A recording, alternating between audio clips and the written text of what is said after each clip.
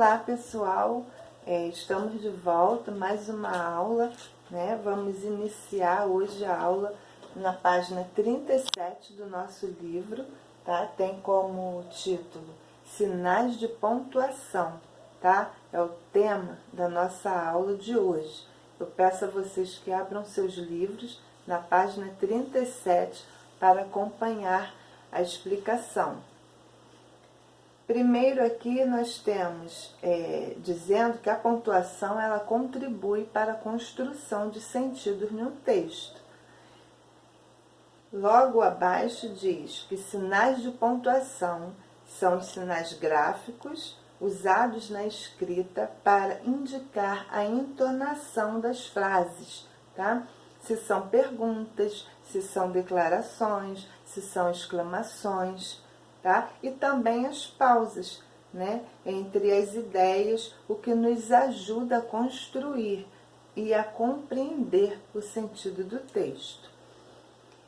Ponto de exclamação e ponto de interrogação. O ponto de interrogação, ele é usado para indicar uma pergunta, tá? Nós temos aqui um exemplo retirado do conto Destino, tá? Que nós lemos no início da unidade. Meu venerável profeta, quem vencerá essa guerra? Aqui nós temos uma pergunta, então foi usado o ponto de interrogação. Na tirinha abaixo, né, nós temos assim, que o ponto de exclamação aqui ele foi empregado para expressar as emoções dos personagens, tá?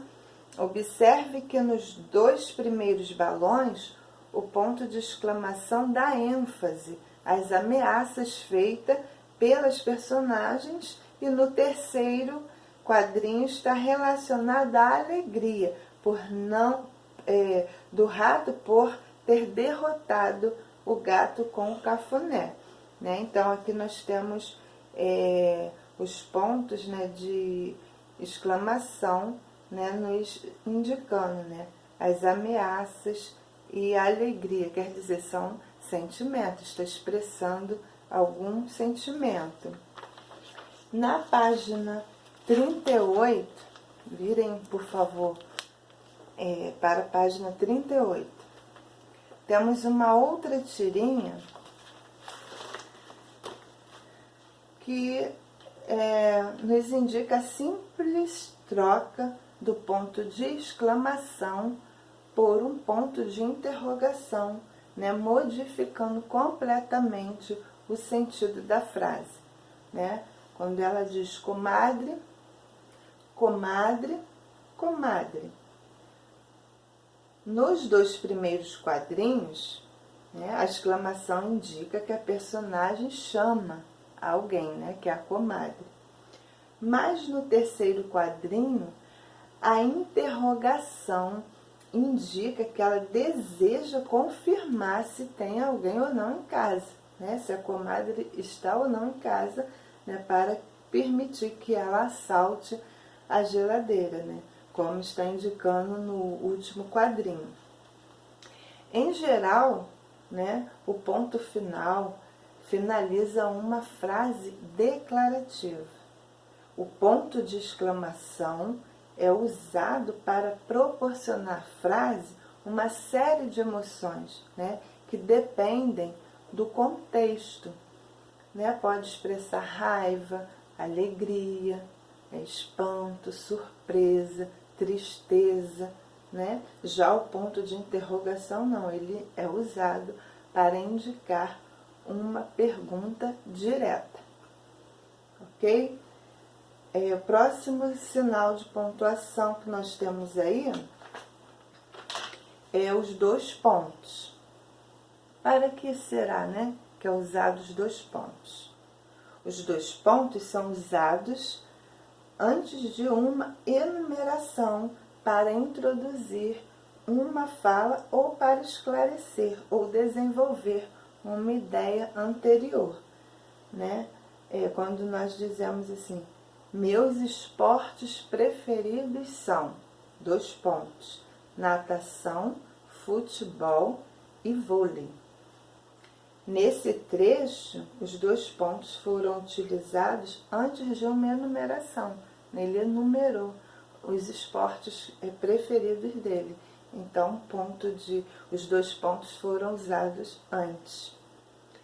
Próximo sinal que nós temos é o travessão, né? O travessão, ele é usado para separar informações secundárias ou complementares, né? Em um diálogo, esse sinal de pontuação é usado para indicar as falas das personagens e também para separar as falas das observações do narrador.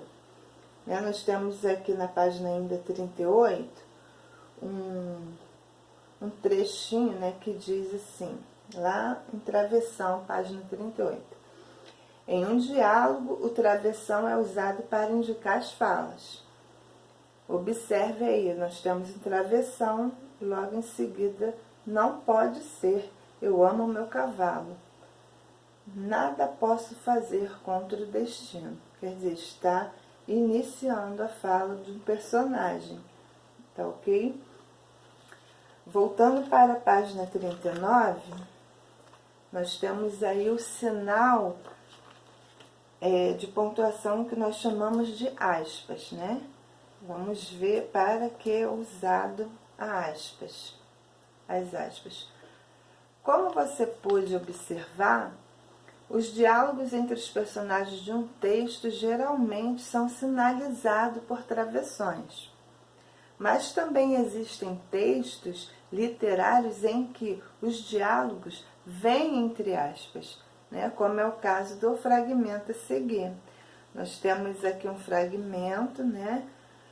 Um pequeno fragmento que diz comunicação, é o título. E nós podemos observar que temos aí aspas sendo usados durante esse texto, né? Então, tem textos que nós podemos usar as aspas, né? Como os textos geralmente literários utilizam, né? Os diálogos vêm entre aspas, tá? Mesmo em textos em que são usadas travessões para marcar os diálogos, pode aparecer aspas. Observe o trecho abaixo de um conto. O homem resmungou, que menino chato, e falou para a filha, ele não quer vender, paciência. Nesse caso aí, o emprego das aspas indica que a frase é um mero resmungo, não uma fala. Agora observe o emprego das aspas em um texto jornalístico, né? Vocês observarem aí, nós temos um texto, né?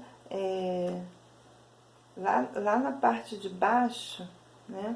Diz assim, nesse artigo da jornalista Ana Carolina Rodrigues, as aspas marcam o início e o fim da declaração de um especialista ouvido por ela. As aspas também são usadas para destacar textos estrangeiros. Veja alguns exemplos. No site que eu consultei, havia informações importantes sobre o making-off, né? Então, aí as palavras estão destacadas com aspas, né? São termos estrangeiros, então foram destacados. Do filme que assistimos ontem no cinema do shopping. Fiz uma selfie com a vovó e toda a família. Elas servem ainda, né? As aspas servem ainda para dar às palavras um sentido diferente, tá? Do que seria usual. Geralmente, o aposto do que significa o aposto. Observe os exemplos a seguir na página 40. Ficarei muito triste se perder o voo e for obrigada a ficar mais um dia de férias. Então, aí foi destacada a palavra triste, né? Indicando uma ironia, né? A pessoa não ficaria nada triste se perdesse o voo, né? Na verdade, ficaria bem feliz, pois ganharia mais de um dia de folga. Mentindo outra vez? Que bonito, hein? Aqui também existe uma ironia, né? Então as aspas aí está destacando a palavra, né, para indicar essa ironia. Mas justamente o contrário, ou seja, que é feio mentir. Né? Nessa fala a pessoa não quis dizer que mentira é bonita, mas que é feio mentir. As aspas, né, servem para quê? Marcar o início e o fim de falas, pensamentos e citações. Né? Também destacam termos estrangeiros ou palavras às quais se pretende dar um sentido especial. Agora nós vamos ver, né, o último sinal aqui de pontuação que nós temos são as reticências, né, esses 3 pontinhos, um ao lado do outro. Vamos ler o trechinho aqui primeiro para a gente ir à explicação.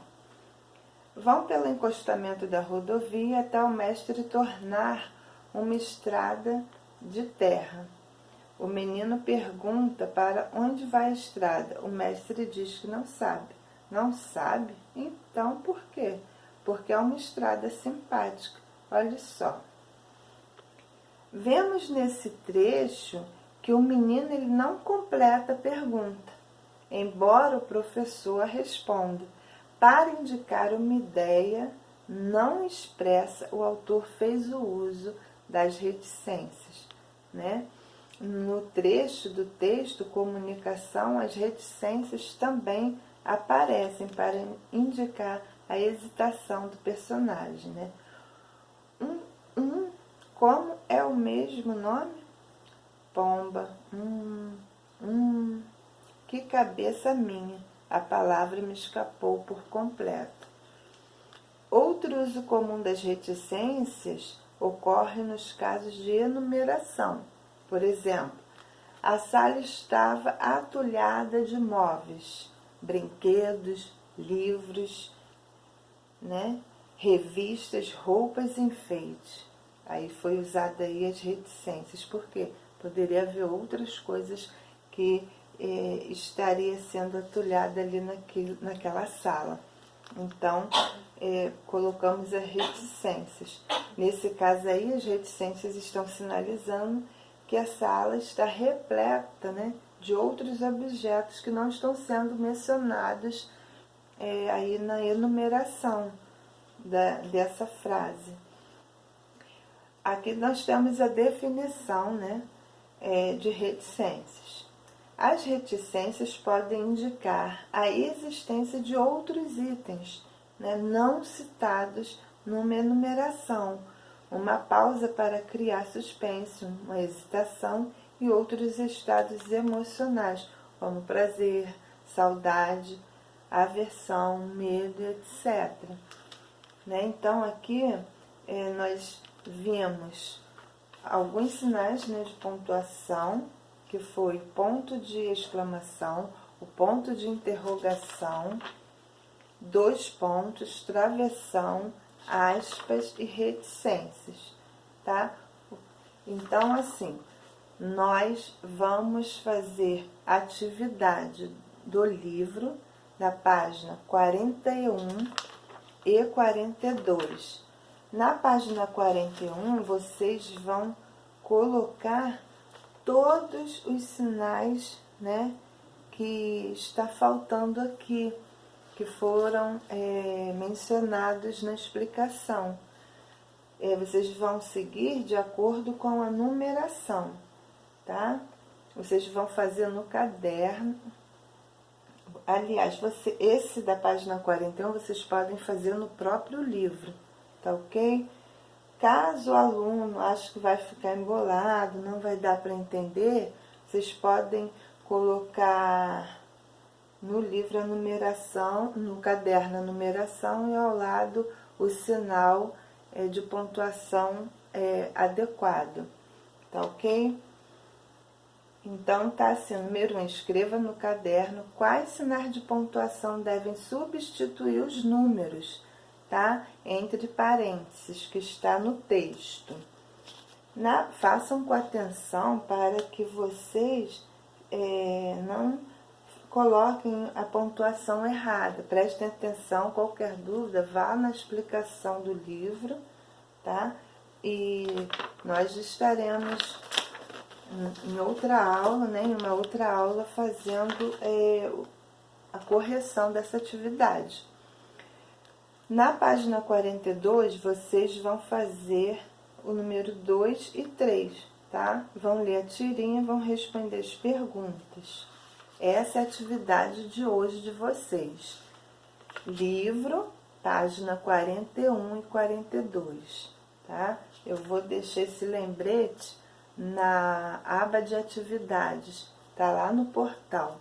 Qualquer dúvida, vocês podem, no fórum, estar tirando comigo, tá? Dentro do nosso horário de aula. Ok, pessoal? Então, nossa aula de hoje é Sinais de Pontuação, página 37. Bons estudos para vocês. Tchau!